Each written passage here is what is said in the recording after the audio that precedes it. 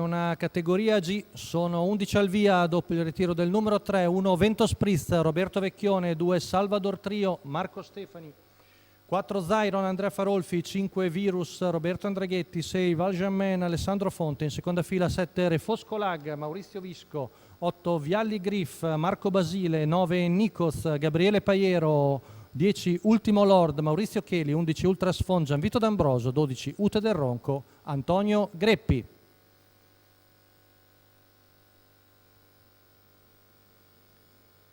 Stacco della macchina, veloce, Zyron cerca di scavalcare Vento Spritz che però mantiene la corda, si accoda invece il secondo Virus, poi vediamo Refosco Lag dalla seconda fila mentre Salvador Trio si accoda davanti a Nikos, all'esterno è rimasto Zyron, 200 metri in 14,2. E quindi è in vantaggio Roberto Vecchione con Vento Spritz davanti a Virus, Refosco Lag, Salvador Trio, Nikos, questo è il treno interno, mentre all'esterno, nella posizione più scomoda, Zyron con Andrea Farolfi, intanto 400 metri vanno via in 29,6. Sempre in vantaggio il Ligor Font di Alessandro Raspante, che ora cerca di rallentare un po' il ritmo con Virus sempre seconda la corda davanti a Refosco Lag. Arriviamo al paletto dei 600 metri in 45,8.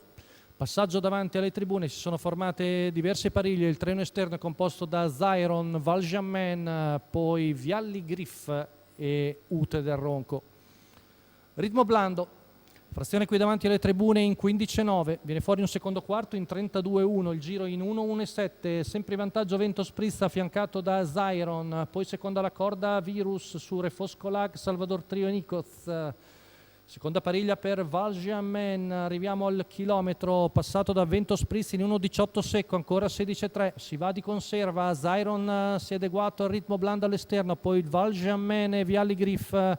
mentre Virus è lì seconda la corda dietro a Vento Spritz che percorre la retta di là in 15 secco. Insiste all'esterno Zyron trascinandosi Valjamin, ora aumentano il ritmo Roberto Vecchione con Vento Spritz, Zyron è ancora tonico, Virus si prepara per l'open stretch, due ultima curva passate in 14,7, retta d'arrivo con Vento Spritz che cerca lo stacco, si butta di dentro Virus, all'esterno è Zyron, ma Vento Spritz ancora buone energie, viene a vincere nettamente con un gran bel arrivo, secondo posto per Virus, mentre probabilmente Zyron mantiene il terzo posto sull'attacco interno di Refosco Lag. 28,6 a chiudere, 1,15,9 la media al chilometro, Vento Spritz, Roberto Vecchione al doppio, Alessandro Raspante al training, il signor Giuseppe Sacco come proprietà. Rivediamo l'arrivo del figlio di Igor Font che si distende veramente bene, ultimo quarto di notevole fattura e torna alla vittoria.